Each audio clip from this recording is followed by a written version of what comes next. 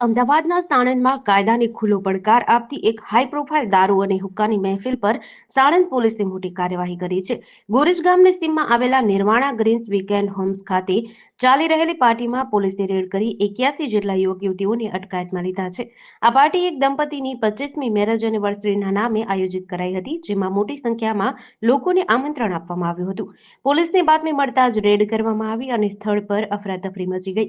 હાલ તમામ અટકાયતમાં લીધેલા લોકોના મેડિકલ ટેસ્ટ અને તપાસ ચાલુ છે. પાર્ટીમાં 11 ટેબલ પર હુક્કા અને દારૂ પીરસવામાં આવ્યો હતો, જ્યાંથી પોલીસે 10 થી વધુ હુક્કા અને દારૂની બોટલ કબજે કરી છે.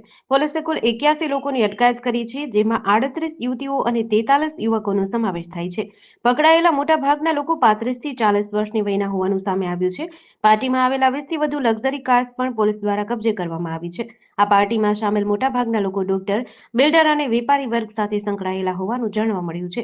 મોડી રાત્રે સાણંદ પોલીસ સ્ટેશન ખાતે હાઈ વોલ્ટેજ ડ્રામા પણ જોવા મળ્યો હતો. પોલીસે સ્પષ્ટ કર્યું છે કે પ્રાઇવેટ પાર્ટીના નામે દારૂ અને હુક્કાના વધતા કિસ્સાઓ સામે ઝીરો ટોલરન્સ નીતિ અપનાવવામાં આવશે. જીટીસી ન્યૂઝ સાથે ફઝલ ખાન પઠાણ, સાણંદ.